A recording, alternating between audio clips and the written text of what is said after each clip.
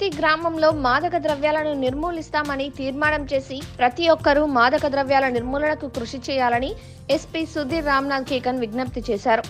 అంతర్జాతీయ మాదక ద్రవ్యాల వ్యతిరేక దినోత్సవం సందర్భంగా మహబూబాబాద్ జిల్లా కేంద్రంలో పోలీసుల ఆధ్వర్యంలో ద్విచక్ర వాహన ర్యాలీని జిల్లా ఎస్పీ జెండా ఊపి ప్రారంభించి ర్యాలీలో పాల్గొన్నారు. ఈ సందర్భంగా ఎస్పీ మాట్లాడుతూ యువత మత్తులో చిత్తవుతున్నారని, మాదక ద్రవ్యాల రవాణా వినియోగాన్ని నిర్మూలించేందుకు ప్రతి ఒక్కరూ కృషి చేయాలని, మాదక ద్రవ్యాలను విక్రయించినా, రవాణా చేసినా, వినియోగించినా వెంటనే పోలీసులకు సమాచారం అందించాలని, యువత మాదక ద్రవ్యాల బారిన పడకుండా అవగాహన పెంపొందించేందుకు అవగాహన కార్యక్రమాలు చేపడతామన్నారు. చాలా ఇంపార్టెంట్ ఎందుకంటే రాష్ట్ర ప్రభుత్వ ఆదేశం మేరకు మనకు ఈ మిషన్ పరివర్తన భాగంగా రాష్ట్ర ఈ మాదక ద్రవ్య రహిత చేయాలి.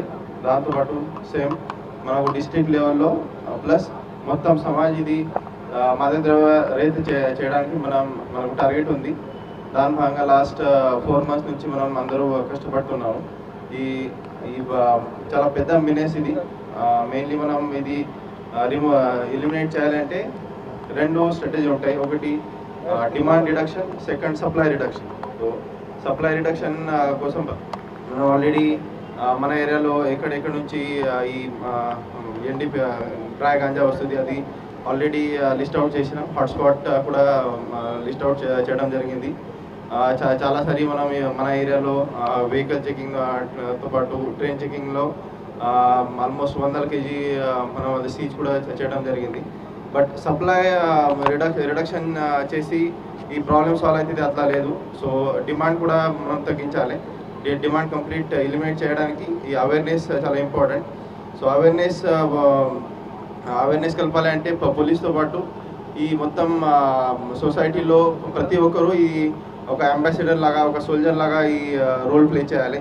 ప్రతి గ్రామంలో ఒక తీర్మానం చేసి ఈ మాదక ద్రవ్య రహిత చేయడానికి మనం ముందుకు వచ్చి ఈ అట్లా తీర్మానం చేసి ఇది ఆ ఏరియాలో ఇట్లాంటి ఎవరు ఉంటే మనం రీహాబిలిటేషన్ కోసం కూడా అది హెల్ప్ చేద్దాం. బట్ ప్రతి ఒక్కరూ ఈ మిషన్ పరివర్తనలో పార్టిసిపేట్ చేసి ఈ మన డిస్ట్రిక్ట్, మన సమాజం ప్లస్ మన రాష్ట్ర ఈ మాదక ద్రవ్య రహిత చేయడానికి మనం ప్రయత్నం చేయాలి.